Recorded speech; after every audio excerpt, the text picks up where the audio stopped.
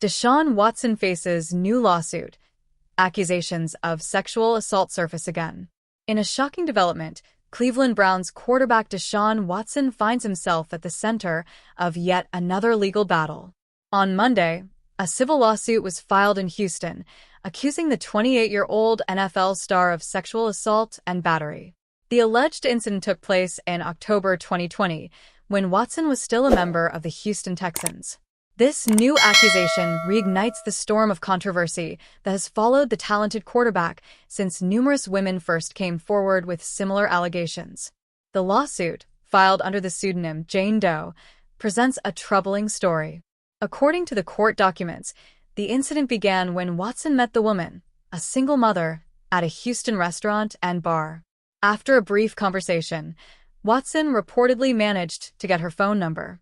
Initially, he tried to set up a date at the Houston Galleria, a public venue. However, the woman, feeling hesitant, agreed to a more private meeting at her apartment for dinner. A disturbing evening. What was supposed to be an ordinary dinner quickly turned into a nightmare for Jane Doe. According to her, Watson had trouble finding her apartment and became increasingly frustrated. The lawsuit alleges that he began yelling and screaming at her over the phone, saying he didn't have time for this. His aggressive behavior, which allegedly escalated before even arriving at the apartment, set the stage for what was to come. Once Watson arrived, Jane Doe claimed she was in her bathroom applying makeup, preparing for their dinner. However, when she stepped out, she made a horrifying discovery. Watson was lying completely naked, face down on her bed. Shocked, the woman tried to manage the situation. Watson allegedly demanded a massage, specifically of his buttocks. Trying to de-escalate the situation, she reluctantly began rubbing his back instead, hoping to avoid further confrontation. But things quickly took a darker turn.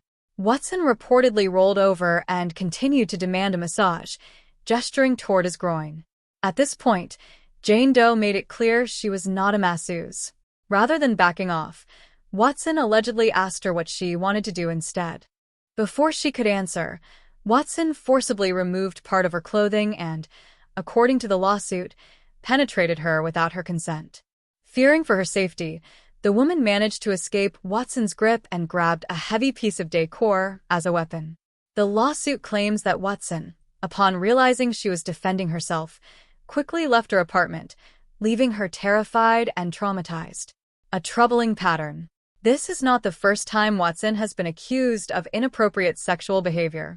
In 2022, the quarterback faced more than 24 similar accusations from women who claimed he engaged in inappropriate conduct during massage sessions.